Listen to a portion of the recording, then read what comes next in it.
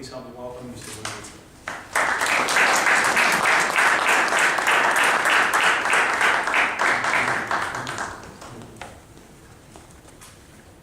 First of all, thank you very much, everyone, all the officers, for having me, and ladies and gentlemen in the audience. So, it's game day, right? Yeah, all right, game day? Yeah. You can actually make noise. So, think about that for a second. Two teams going head to head. Everything that they worked for, all the hard work, sweat, comes down to one day, one contest.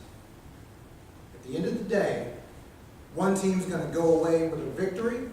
The other team's going to walk around going, we could have won that. We should have won that. Damn! Sounds familiar? A few months ago, our nation held its political championship. Our team came up short. And some of us are tired of walking around going, we should have won that. We could have won that, especially here in Connecticut. How many times did we say, we could have won that one? We should have. Well, in football, whenever a team, a good team, wants to get better, or even a bad team wants to get good, what do? They go out and they draft some fresh, young, talented players from the college ranks to help get them to the next level. Today's game, the two quarterbacks, perfect examples of that. Joe Flacco, it's a new kid. He's only been in the league a few years. Colin Kaepernick on the 49ers didn't come into the league until 2011. Didn't play a game until 2012. Now the veterans, the stars, like Tom Brady and Peyton Manning, they came up short. They're watching the game today. Now, don't get me wrong, they're still good. They still got some stuff left in the tank. But you better believe that their teams are looking down the road for their replacements. And there's a reason for that. If you want your team to be a championship contender going forward, you have to bring on some new talent. We have to do the same thing. And that's where you come in. Each and every one of you is a first-round draft pick. The franchise players of the Republican team are represented by the people in this room and rooms like this one on college campuses across the country. The future of the conservative movement is in your hands, but you got to get in the game. When you find candidates that get it, that represent our principles and the beliefs that you hold dear, you have to support them 100%. Now, when it comes to finding candidates that get it, I will offer this one piece of advice. Any candidate that is not smart enough to ask for your help, either singularly or collectively, should not be entrusted to safeguard your future, because they don't get it. Because that's what's at stake. Your future. Now, think about it. You're in college right now. You are busting your hump, studying. You're spending a ton of money, whether it's your money, your parents' money, or student loan money, to get a degree in the field of your choice.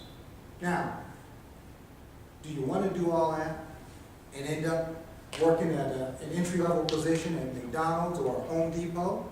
And no disrespect to either of those fine companies, but wouldn't you rather there be a position for you in your field of endeavor?